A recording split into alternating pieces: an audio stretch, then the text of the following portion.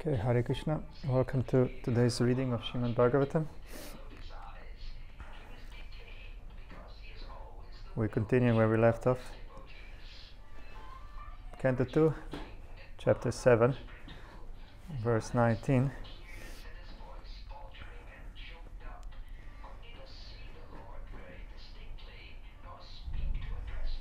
And we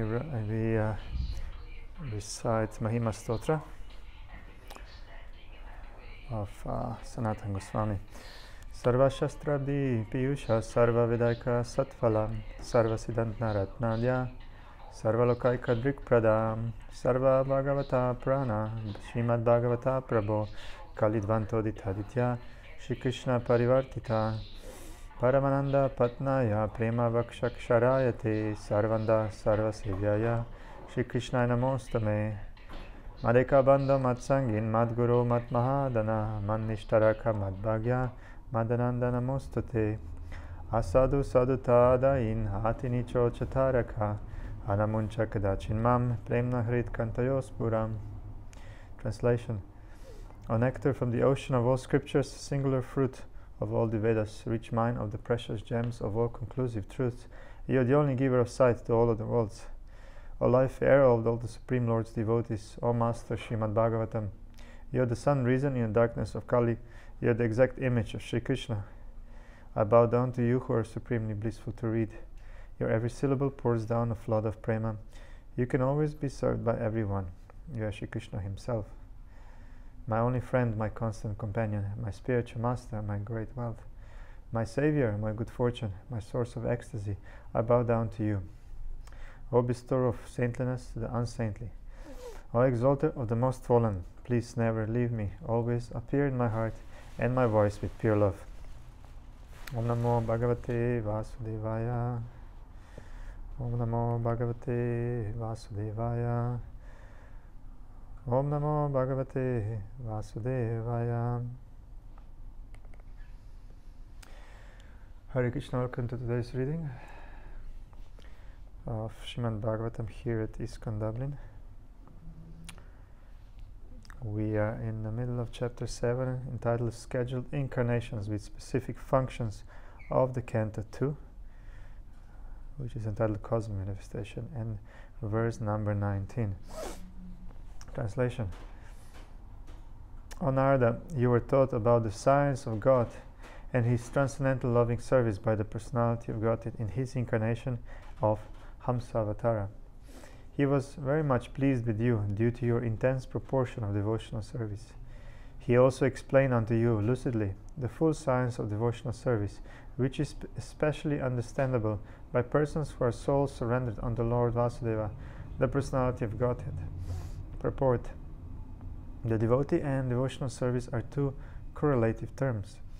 Unless one is inclined to be a devotee of the Lord, he cannot enter into the intricacies of devotional service. Lord Shri Krishna wanted to explain the Bhagavad Gita, which is the science of devotional service, unto Sri Arjuna, because Arjuna was not only his friend, but a great devotee as well. The whole process is that all living entities, being constitutionally parts and parcels of the Supreme Living Being, the Absolute Personality of Godhead, have proportionately minute independence of action also.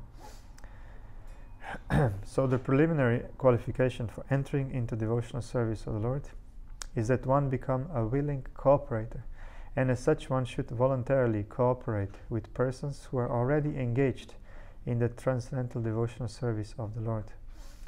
By cooperating with such persons, the prospective candidate will gradually learn the techniques of devotional service, and with the progress of such learning, one becomes proportionately free from the contamination of material association.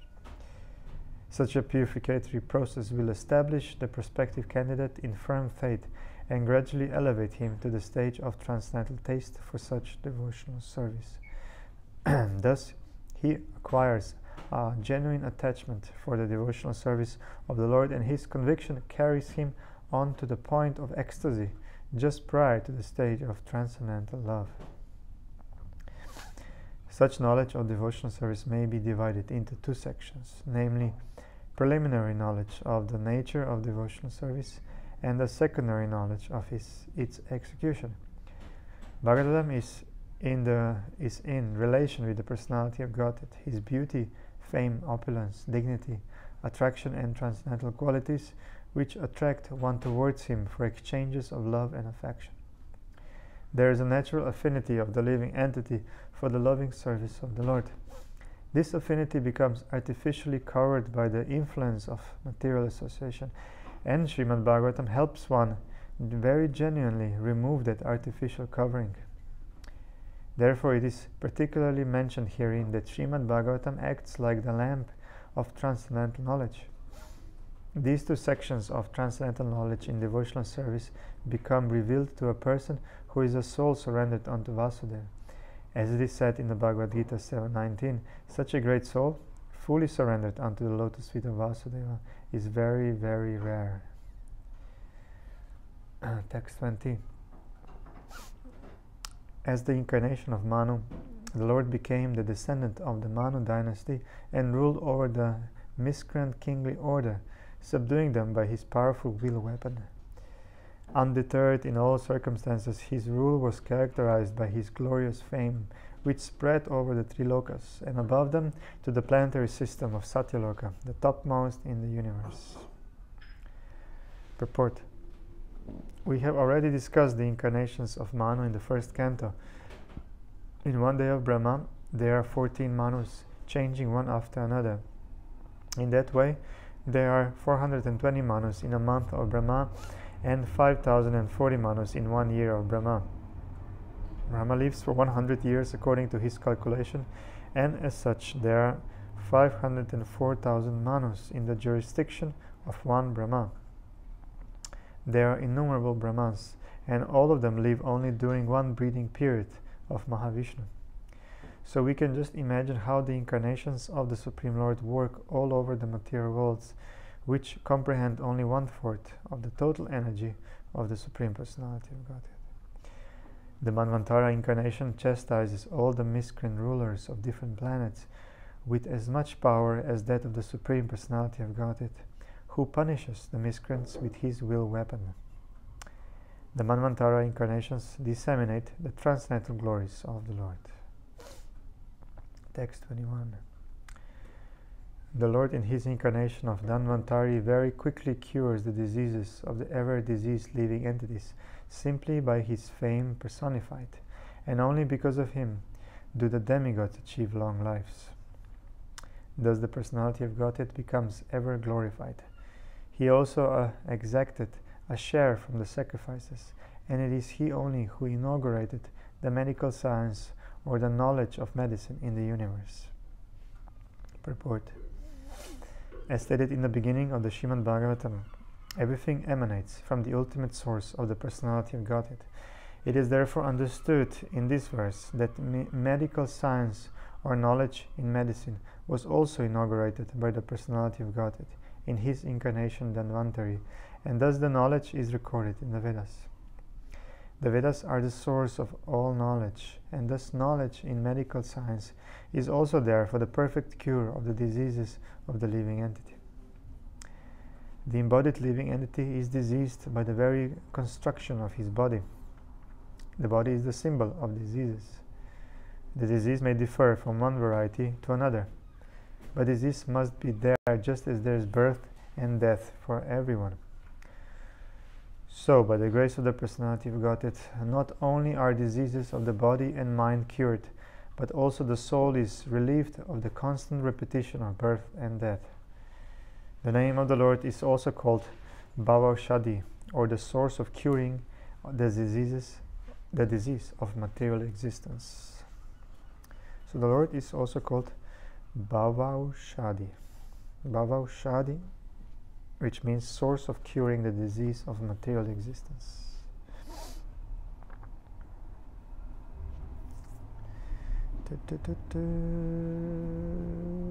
Which verse? We are here.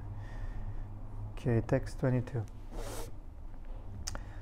When the ruling administrators, who are known as the Kshatriyas, turn astray from the path of the Absolute Truth, being desirous to suffer in hell, the Lord, in his incarnation as the sage Parashuram, uprooted those unwanted kings who appeared as the thorns of the earth. Thus he tries seven times, uprooted the Kshatriyas with his keenly sharpened chopper. Purport.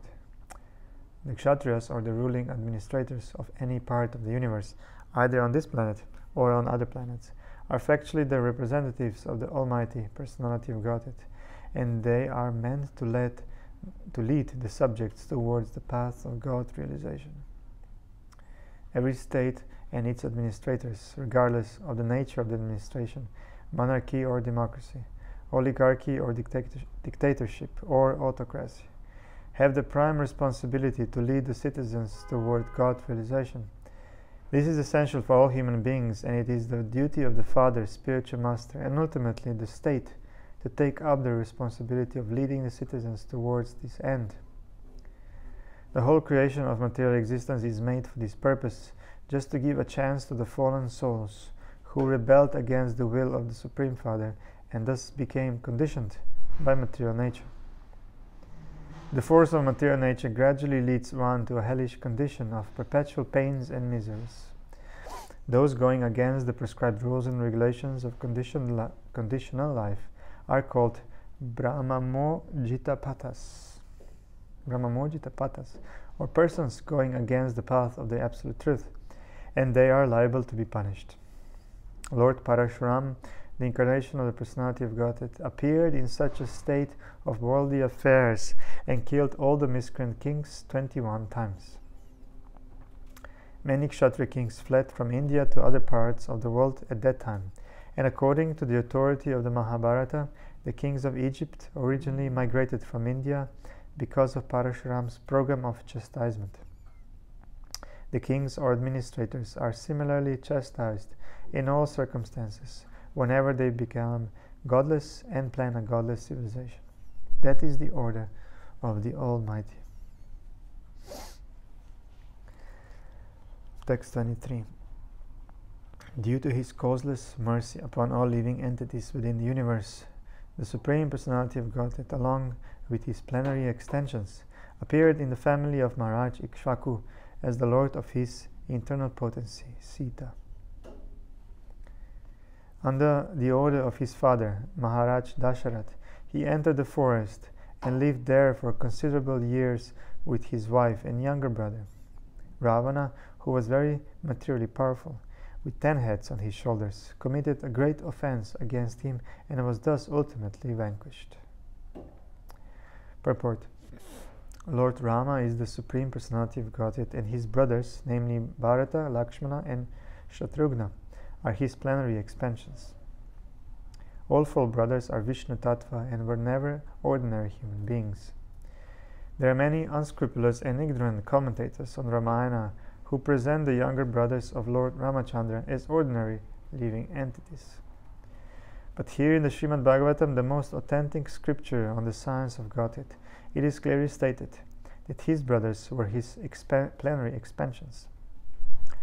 Originally, Lord Ramachandra is the incarnation of Vasudeva, Lakshmana is the incarnation of Sankarshan, Bharata is the incarnation of Pradyumna, and Shatrughna is the incarnation of Aniruddha, expansions of the Personality of Godhead. Lakshmiji Sita is the internal potency of the Lord and is neither an ordinary woman nor the external potency incarnation of Durga. Durga is the external potency of the Lord and she is associated with Lord Shiva. As stated in the Bhagavad Gita 4.7, the Lord appears when there are discrepancies in the discharge of factual religion. Lord Ramachandra also appeared under the same circumstances, accompanied by his brothers, who are expansions of the Lord's internal potency, and by Lakshmiji Sita Devi. Lord Ramachandra was ordered by his father, Maharaj Dasharat, to leave home for the forest under awkward circumstances, and the Lord, as the ideal son of his father, carried out the order even on the occasion of his being declared the king of Ayodhya. One of his younger brothers, Lakshmanaji, desired to go with him, and so also his eternal wife, Sitaji, desired to go with him. The Lord agreed to both of them, and altogether they entered the Dandakaranya forest to live there for 14 years. During their stay in the forest, there was some quarrel between Ramachandra and Ravana, and the latter kidnapped the Lord's wife, Sita. The quarrel ended in the vanquishing of the greatly powerful Ravana, along with all his kingdom and family. Sita is Lakshmiji, or the goddess of fortune, but she is never to be enjoyed by any living being. She is meant for being worshipped by the living being along with her husband, Sri Ramachandra. A materialistic man like Ravana does not understand this great truth, but on the contrary, he wants to snatch Sita Devi from the custody of Rama and thus incurs great miseries. The materialists who are after opulence and material prosperity may take lessons from the Ramayana that the policy of exploiting the nature of the Lord without acknowledging the supremacy of the Supreme Lord is the policy of Ravana. Ravana was very advanced materially, so much so that he turned his kingdom, Lanka, into pure gold, or full material wealth. But because he did not recognize the supremacy of Lord Ramachandra and defied him by stealing his wife, Sita, Ravana was killed and all his opulence and power were destroyed. Lord Ramachandra is a full incarnation with 6 opulences in full, and he is therefore mentioned in this verse as Kaleshaha, or master of all opulence. Text 24. The personality of Godhead Ramachandra, being aggrieved for his distant intimate friend Sita, glanced over the city of the enemy Ravana with red-hot eyes like those of Hara, who wanted to burn the kingdom of heaven. The great ocean, trembling in fear, gave him his way because its family members, the aquatics, like the sharks, snakes, and crocodiles, were being burned by the heat of the angry red-hot eyes of the Lord. Purport. The personality of Godhead has every sentiment of a sentient being, like all other living beings, because he is the chief and original living entity, the supreme source of all other living beings. He is the Nitya, or the chief eternal amongst all other eternals. He is the chief one, and all others are the dependent many. The many eternals are supported by the one eternal, and thus both the eternals are qualitatively one. Due to such oneness, both the eternals constitutionally have a complete range of sentiments. But the difference is that the sentiments of the chief eternal are different in quantity from the sentiments of the dependent eternals. When Ramachandra was angry and showed his red-hot eyes, the whole ocean became heated with that energy, so much so that the aquatics within the great ocean felt the heat, and the personified ocean trembled in fear and offered the Lord an easy path for reaching the enemy's city. The impersonalist will see havoc in this red-hot sentiment of the Lord, because they want to see negation in perfection. Because the Lord is absolute, the impersonalists imagine that in the absolute, the sentiment of anger, which resembles mundane sentiments, must be conspicuous by absence. Due to a poor fund of knowledge, they do not realize that the sentiment of the absolute person is transcendental to all mundane concepts of quality and quantity. Had Lord Ramachandra's sentiment been of mundane origin, how could it disturb the whole ocean and its inhabitants? Can any mundane red-hot eye generate heat in the great ocean? These are factors to be distinguished in terms of the personal and impersonal conceptions of the Absolute Truth. As it is said in the beginning of the Srimad Bhagavatam, the Absolute Truth is the source of everything, so the Absolute Person cannot be devoid of the sentiments that are reflected in the temporary mundane world. Rather, the different sentiments found in the Absolute, either in anger or in mercy, have the same qualitative influence, or in other words, there is no mundane difference of value, because these sentiments are all on the absolute plane. Such sentiments are definitely not absent in the Absolute, as the impersonalists think, making their mundane estimation of the transcendental world.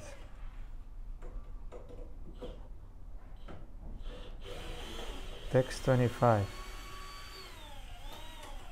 Excuse this. There's some construction in temple. Translation, verse 25. When Ravana was engaged in a battle, the trunk of the elephant which carried the king of heaven, Indra, broke in pieces, having collided with the chest of Ravana, and the scattered broken parts illuminated all directions. Ravana therefore felt proud of his prowess and began to loiter in the midst of the fighting soldiers, thinking himself the conqueror of all directions. But his laughter, overtaken by joy, along with his very air of life, suddenly ceased with the tingling sound of the bow of Ramachandra, the personality of Godhead. Purport. However powerful a living being may be, when he is condemned by God, no one can save him. And similarly, however weak one may be, if he is protected by the Lord, no one can annihilate him. Text 26. When the world is overburdened by the fighting strength of kings who have no faith in God, the Lord, just to diminish the distress of the world, descends with his plenary portion. The Lord comes in his original form with beautiful black hair, and just to expand his transcendental glories, he acts extraordinarily. No one can properly estimate how great he is. Purport. This verse is especially describing the appearance of Lord Krishna and his immediate expansion, Lord Baladev. Both Lord Krishna and Lord Baladev are one Supreme Personality of Godhead. The Lord is omnipotent, and he expands himself in the innumerable forms and energies, and the whole unit is known as the one Supreme Brahman. Such extensions of the Lord are divided into two divisions, namely personal and differential. The personal expansions are called the Vishnu Tattvas, and the differential expansions are called the Jiva Tattvas. And in such expansional activity, Lord Baladev is the first personal expansion of Krishna, the Supreme Personality of Godhead. In the Vishnu Purana as well as in the Mahabharata, both Krishna and Baladev are mentioned as having beautiful black hair, even in their advanced age. The Lord is called Anupalakshya Margaha, or, in still more technical Vedic terms, Avan Manasa Gochara. Avan Manasa Gochara, one who is never to be seen or realized by the limited sense perception of the people in general. That means, repeat, one who is never to be seen or realized by the limited sense perception of the people in general. In the Bhagavad Gita 7.25, it is said by the Lord, Naham prakashaha sarvasya yogamaya samavritaha. In other words, he reserves the right of not being exposed to anyone and everyone. Only the bona fide devotees can know him by his specific symptoms. And out of many, many such symptoms, one symptom is mentioned here in this verse, that the Lord is Sita Krishna Keshaha, or one who is observed always with beautiful black hair. Both Lord Krishna and Lord Baladev have such hair on their heads, and thus even in advanced age, they appear like young boys 16 years old. That is the particular symptom of the personality of Godhead. In the Brahma Samhita it is stated that although he is the oldest personality among all living entities, he always looks like a new, youthful boy. That is the characteristic of a spiritual body. The material body is symptomized by birth, death, old age and diseases, but the spiritual body is conspicuous by the absence of those symptoms.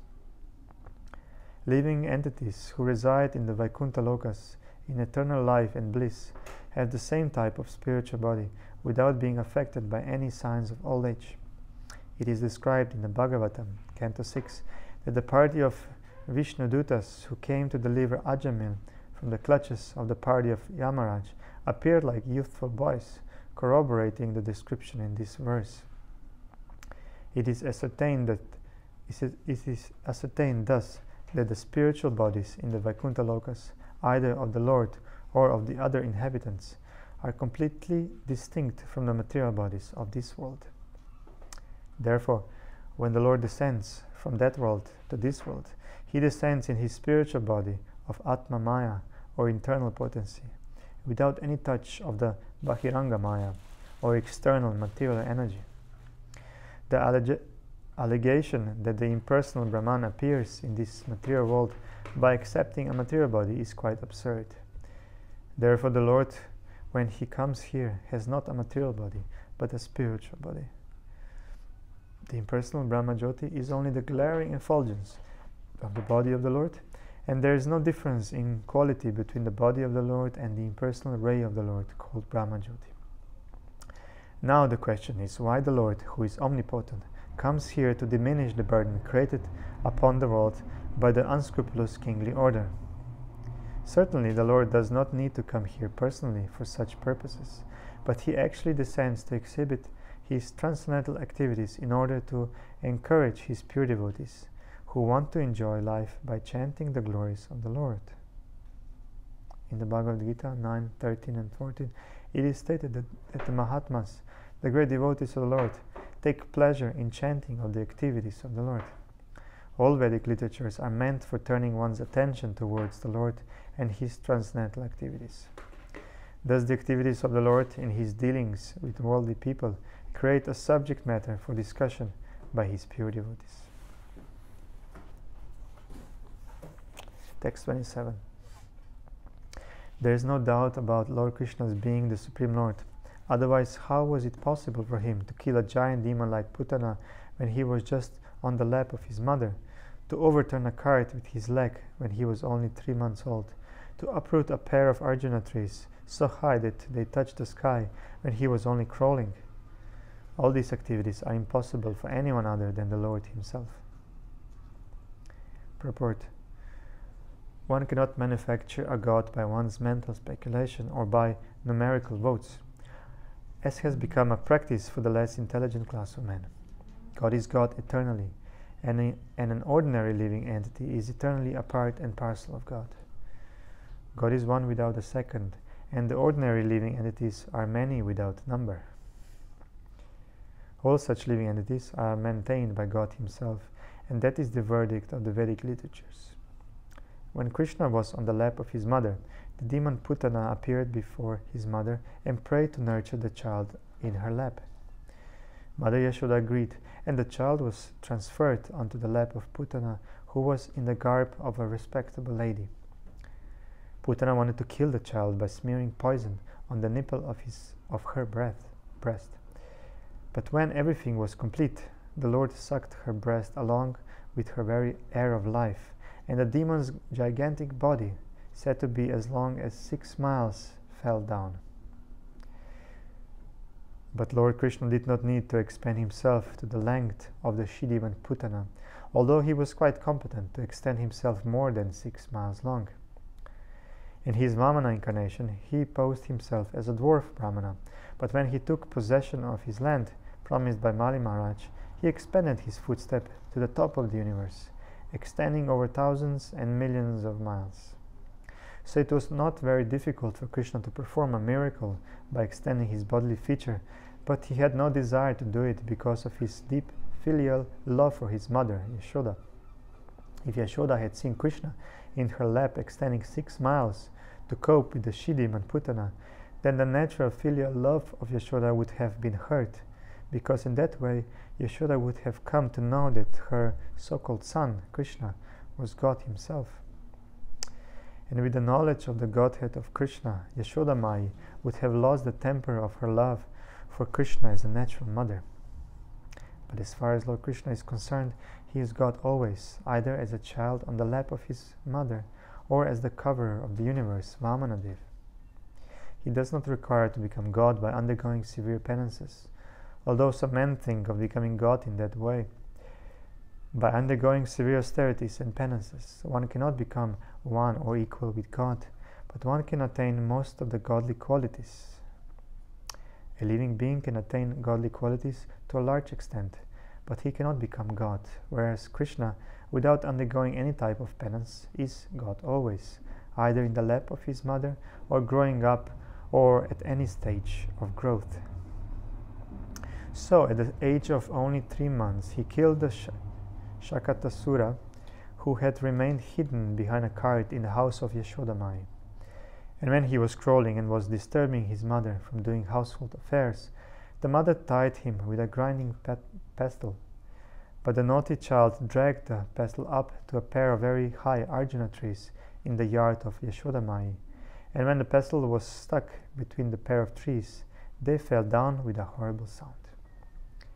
When Yashoda Mai came to see the happenings, she thought that her child had been saved from the falling trees by the mercy of the Lord, without knowing that the Lord himself, crawling in her yard, had wreaked the havoc. So that is the way of reciprocation of love affairs between the Lord and his devotees.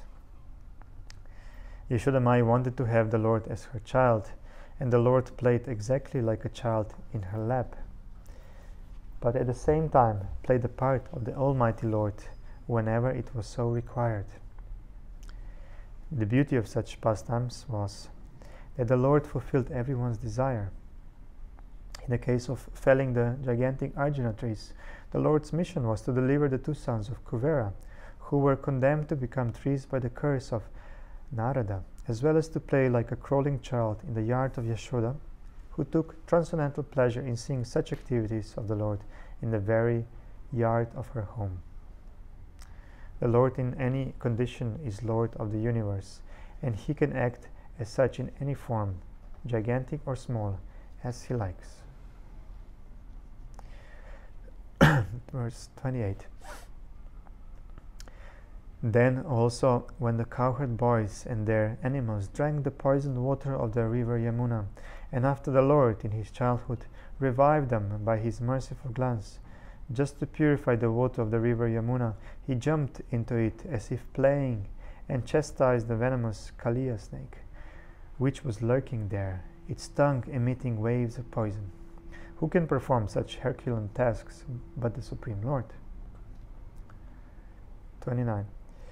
On the very night of the day of the chastisement of the Kaliya snake, when the inhabitants of Rajabhumi were sleeping carefreely, there was a forest fire ablaze. Sleeping Carefreely. I never saw the word like this, carefreely. Yeah. It doesn't go off my tongue. Tongue twister. So sleeping carefully, there was a forest fire ablaze due to dry leaves, and it appeared that all the inhabitants were sure to meet their death. But the Lord, along with Balaram, saved them simply by closing his eyes. Such are the superhuman activities of the Lord. Purport. Although in this verse the Lord's activity has been described as superhuman, it should be noted that the Lord's activities are always superhuman, and that distinguishes him from the ordinary living being. Uprooting a gigantic banyan or Arjuna tree and extinguishing a blazing forest fire simply by closing one's eyes are certainly impossible by any kind of human endeavor. But not only are these activities amazing to hear, but in fact all other activities of the Lord, whatever he may do, are all superhuman, as confirmed in the Bhagavad Gita 4.9. Whoever knows the superhuman activities of the Lord due to their very transcendental nature, becomes eligible. No, he had to go. He said he's just going to come for darshan. Whoever knows the superhuman activities of the Lord due to their very transcendental nature becomes eligible to enter the kingdom of Krishna. And as such, after quitting this present material body, the knower of the transcendental activities of the Lord goes back home, back to Godhead. John, happy? He knows. Last day of work! Oh, that's why. Last Need I got a little bit of to heaven. I got some good karma. Some heavenly planets.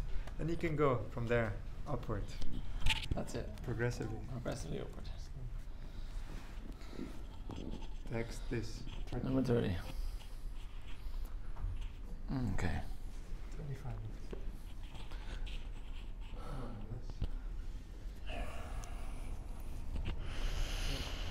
Oop. Yep, that's me. Alright, I'm plugged in. And I'm ready. Take me home. Now, Hare Krishna. Srimad Bhagavatam again. Jai. So, Canto 2, Chapter 7, text number 30. Well, we've really come a long way in Canto 2. So we have Chapter 7. Chapter 7, yeah. That's like more than halfway already. So, text number 30. When the cow-haired woman, Krishna's foster mother Yashoda, was trying to tie the hands of her son with ropes, she found the rope to be always insufficient in length, and when she finally gave up, Lord Krishna by and by opened his mouth, wherein the mother found all the universes situated. Seeing this, she was doubtful in her mind, but she was convinced in a different manner of the mystic nature of her son. Purport Srila Prabhupada. One day, Lord Krishna, as the naughty child, disturbed his mother Yashoda, and she began to tie up the child with ropes just to punish him. But no matter how much rope she used, she found it always insufficient. Thus she became fatigued, but in the meantime the Lord opened his mouth, and the affectionate mother saw within the mouth of her son all the universes situated together. The mother was astonished, but out of her deep affection for Krishna, she thought that the Almighty Godhead Narayan had kindly looked after her son just to protect him from all the continuous calamities happening to him. Because of her deep affection for Krishna, she could never think that her very son was Narayan, the personality of Godhead himself. That is the action of Yogamaya, the internal potency of the Supreme Lord, which acts to perfect all the pastimes of the Lord with his different types of devotees. Who could play such wonders without being God? Nobody. Yeah. Text number 31.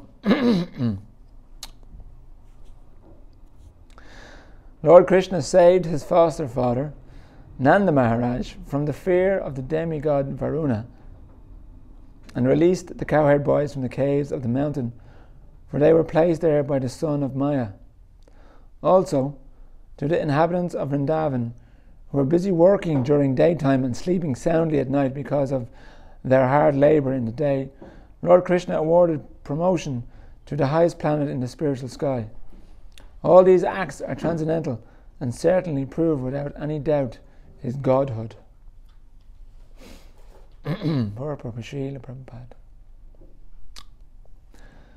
Nanda Maharaj, the foster father of Lord Krishna, went to take his bath in the river Yamuna in the dead of night, mistakenly thinking that the night was already over.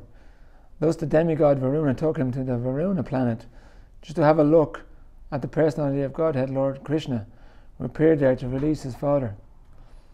Actually, there was no arrest of Nanda Maharaj by Varuna because the inhabitants of Vrindavan were always engaged in thinking of Krishna, in constant meditation on the personality of Godhead, in a particular form of samadhi or trance of bhakti yoga. They had no fear of the miseries of material existence. In the Bhagavad Gita, it is confirmed that to be in association with the Supreme Personality of Godhead by full surrender in transcendental love frees one from the miseries inflicted by the laws of material nature. Here it is clearly mentioned that the inhabitants of Vrindavan were extensively busy in the hard labour of their day's work, and due to the day's hard labour they were engaged in sound sleep at night. So practically they had very little time to devote to meditation or to the other paraphernalia of spiritual activities. But factually they were engaged in the highest spiritual activities only. Everything done by them was spiritualized because everything was dovetailed in their relationship with Lord Sri Krishna. The central point of activities was Krishna, and as such the so-called activities in the material world were saturated with spiritual potency. That is the advantage of the way of Bhakti Yoga. One should discharge one's duty on Lord Krishna's behalf, and all one's actions will be saturated with Krishna thought, the highest pattern of trance in spiritual realization.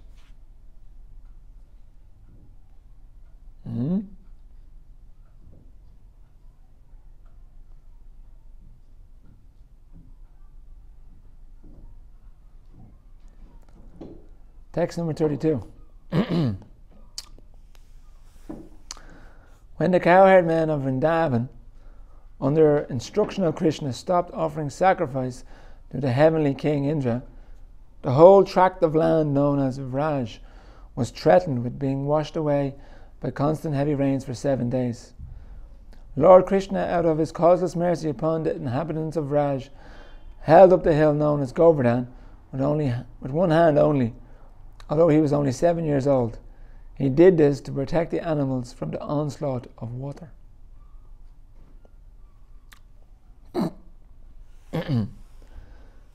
Srila Prabhupada.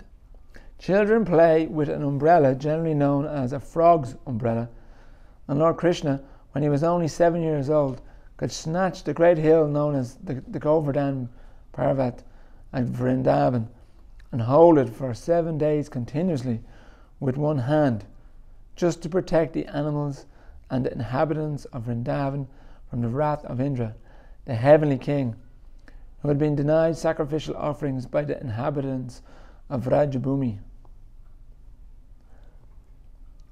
Factually, there is no need of offering sacrifices to the demigods for their services if one is engaged in the service of the Supreme Lord. Sacrifices recommended in the Vedic literature for satisfaction of the demigods are a sort of inducement to the sacrificers to realize the existence of higher authorities. The demigods are engaged by the Lord as controlling deities of material affairs.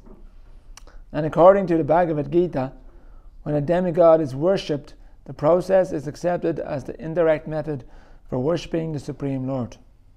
But when the Supreme Lord is worshipped directly, there is no need of worshipping the demigods or offering them sacrifices as recommended in particular circumstances. Lord Krishna therefore advised the inhabitants of Vrajabhumi not to offer any sacrifices to the heavenly king Indra. But Indra, not knowing Lord Krishna in Vrajabhumi, was angry at the inhabitants of Vrajabhumi and tried to avenge the offence.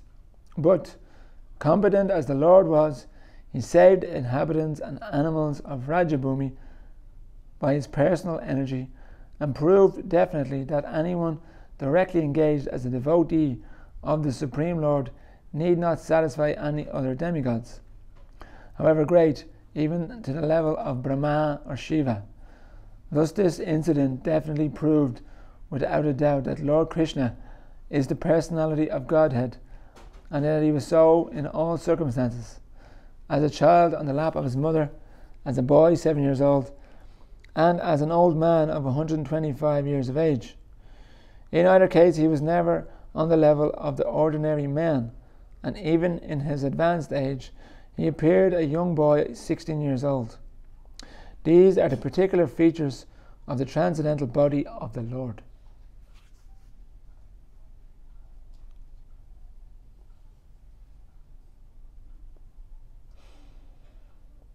Text 33. When the Lord was engaged in his pastimes of the Ras dance in the forest of Vrindavan, enlivening the sexual desires of the wives of the inhabitants of Vrindavan by sweet and melodious songs, a demon of the name Shankachuda, a rich follower of the treasurer of heaven, Kuvera, kidnapped the damsels, and the Lord severed his head from his trunk.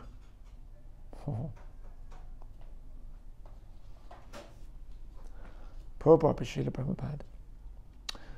We should carefully note that the statements described herein are the statements of Brahmaji to Narad, and he was speaking to Narad of events that would happen in the future during the advent of Lord Krishna. The pastimes of the Lord are known to the experts who are able to see past, present and future, and Brahmaji, being one of them, foretold what would happen in the future. The killing of Shankachuda by the Lord is a more recent incident after the Ras Leela, and not exactly a simultaneous affair. In the previous verses, we have seen also the Lord's engagement in the affairs of the forest fire was described along with his pastimes of punishing the Kaliya snake, and similarly the pastimes, the Ras dance and the killing of Shankachuda are also described herein.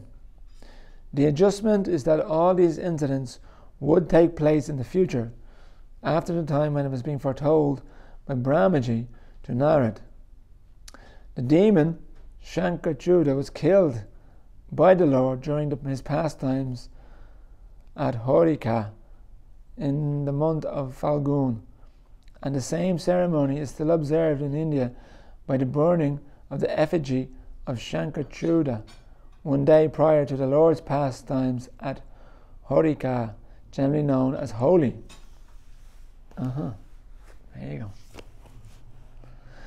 Generally, the future appearance and the activities of the Lord or his incarnations are foretold in the scriptures, and thus the pseudo-incarnations are unable to cheat persons who are in knowledge of the events as they are described in the authoritative scriptures.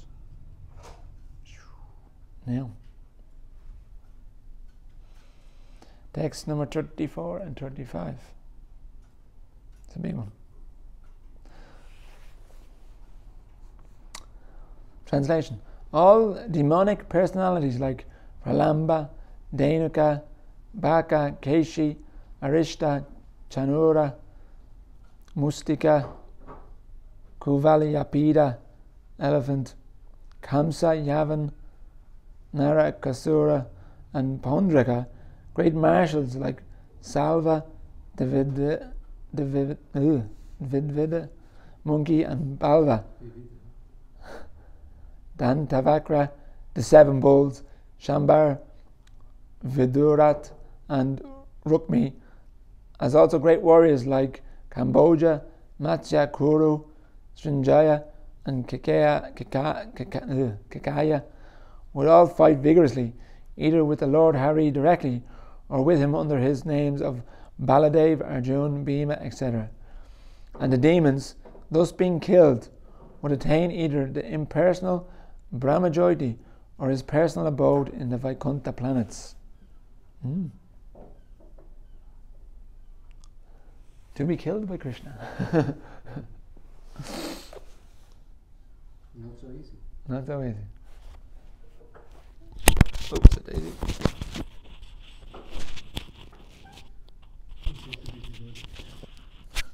Yes. Ay.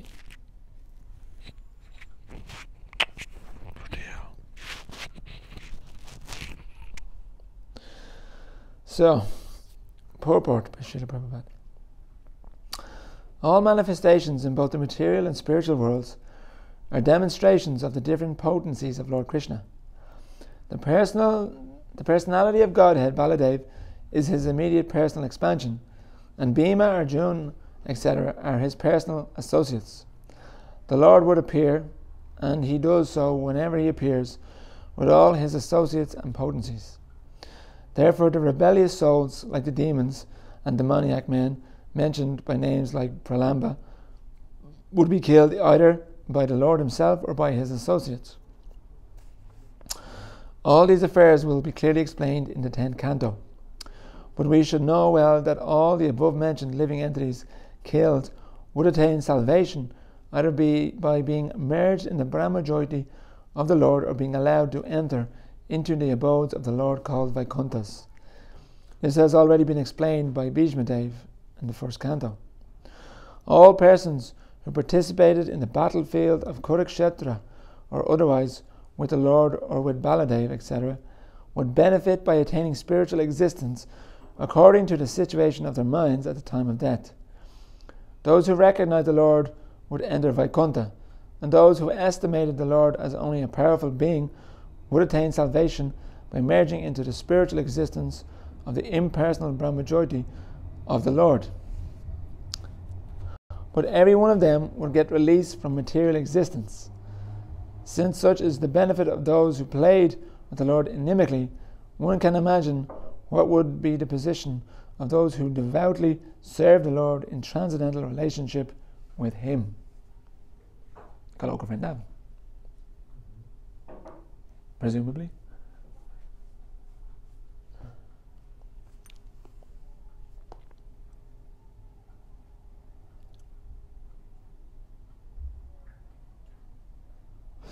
Text number 36. The Lord himself, in his incarnation as the son of Satyavati, Vyasadeva, will consider his compilation of the Vedic literature to be very difficult for the less intelligent persons with short life, and thus he will divide the tree of Vedic knowledge into different branches, according to the circumstances of the particular age. Poor Srila Prabhupada. Herein, Brahma mentions the future compilation of Srimad Bhagavatam for the short-lived persons of the Kali age. As explained in the 1st canto, the less intelligent persons of the age of Kali would be not only short-lived, but also perplexed with so many problems of life due to the awkward situation of the godless human society. Advancement of material comforts of the body is activity in the mode of ignorance according to the laws of material nature. Real advancement of knowledge means progress of knowledge in self-realization.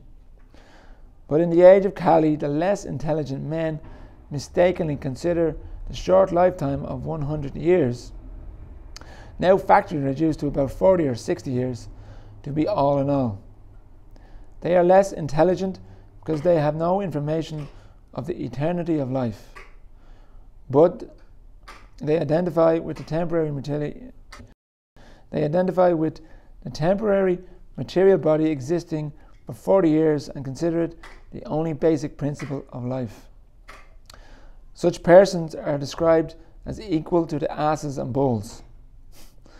But the Lord, as the compassionate Father of all living beings, imparts unto them the vast Vedic knowledge in short treatises like the Bhagavad Gita, and for the graduates the Srimad Bhagavatam.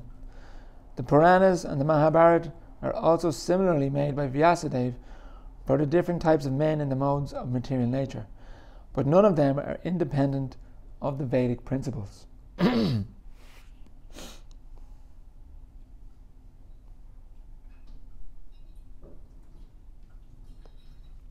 Now, text number 37. When the atheists, after being well versed in the Vedic scientific knowledge, annihilate inhabitants of different planets, flying unseen in the sky on well-built rockets prepared by the great scientist Maya, the Lord will bewilder their minds by dressing himself attractively as Buddha and will preach on sub-religious principles. Poor Srila Prabhupada. This incarnation of Lord Buddha is not the same Buddha incarnation we have in the present history of mankind. According to Srila Jiva Goswami, the Buddha incarnation mentioned in this verse appeared in a different Kali age. In the duration of life of one Manu, there are more than 72 Kali Yugas, and in one of them, the particular type of Buddha mentioned here would appear. Lord Buddha incarnates at a time when the people are most materialistic and preaches common sense religious principles. Such ahimsa is not a religious principle itself, but it is an important quality for persons who are actually religious. It is a common sense religion because one is advised to do no harm to any other animal or living being, because such harmful actions are equally harmful to he who does the harm. But before learning these principles of non-violence, one has to learn two other principles, namely to be humble and to be prideless. Unless one is humble and prideless, one cannot be harmless and non-violent. And after being non-violent, one has to learn tolerance and simplicity of living.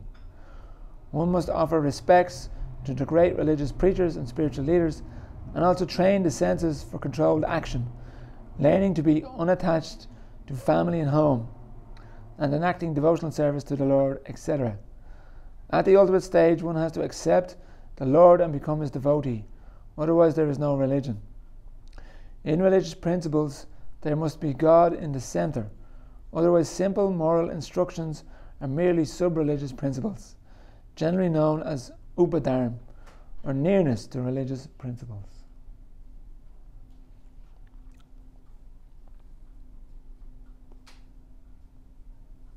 Text number 38. Thereafter, at the end of Kali Yuga, when there exist no topics on the subject of God, even at the residences of so-called saints and respectable gentlemen of the three higher castes, and when the power of government is transferred to the hands of ministers elected from the low-born Shudra class or those less than them, and when nothing is known of the techniques of sacrifice, even by word, at that time the Lord will appear as the supreme chastiser. Yeah, I guess so. Purport by Srila Prabhupada. The symptoms of the worst conditions of the material world at the last stage of this age, called Kali Yuga, are stated herein. The sum and substance of such conditions is godlessness. Even the so-called saints and higher castes of the social orders, generally known as Dvija Janas or the twice-born, will become atheists. As such, all of them will practically forget even the holy name of the Lord and want to speak of his activities. The higher castes of society, namely the intelligent class of men guiding the destinies of the social orders, the administrative class of men guiding the law and order of the society, and the productive class of men guiding the economic development of the society, must all be properly well versed in knowledge of the Supreme Lord, knowing factually his name, quality, pastimes, entourage, paraphernalia, and personalities. The saints and the higher castes and or orders of the society are judged by their proportion of knowledge in the science of God, or tattva gyan, and not by any kind of birthright or bodily designations. Such designations, without any knowledge of the science of God and practical knowledge of devotional service, are considered to be all decorations of dead bodies. And when there is too much inflation of these decorated dead bodies in society, there develop so many anomalies in the progressive peaceful life of the human being. Because of the lack of training or culture in the upper section of the social orders, they are no more to be designated as Dvija Janas or the twice born. The significance of being twice born has been explained in many places in these great literatures, and again one is reminded herewith that birth executed by the sex life of the father and the mother is called animal birth. But such animal birth and progress of life on the animal principles of eating, sleeping, fearing and mating, without any scientific culture of spiritual life, is called a Shudra life, or, to be more explicit, the uncultured life of the lower class of men. It is stated herein that the governmental power of society in the Kali Yuga will be passed over to the uncultured, godless labourer classes of men, and thus the Nirdevas, or the ministers of the government, will be the Rishalas, or the uncultured lower class men of society. No one can expect any peace and prosperity in a human society full of uncultured lower classes of men. The symptoms of such uncultured social animals are already in vogue, and it is the duty of their leaders of men to take note of it and try to reform the social order by introducing the principles of twice-born men trained in the science of God consciousness. This can be done by expanding the culture of Srimad Bhagavatam all over the world. In the degraded condition of human society, the Lord incarnates as the Kalki avatar and kills all the demonic without mercy. Haribo! Now, it's time for the bus.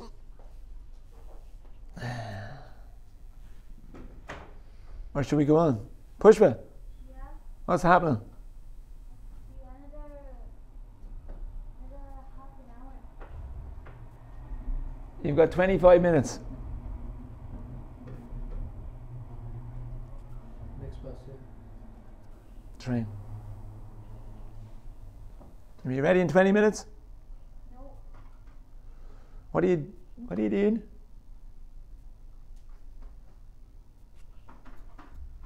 Where's your son? Where's your son? He's chilling at home. Out chilling. Okay, this is where we end. Anyway. On text number 39.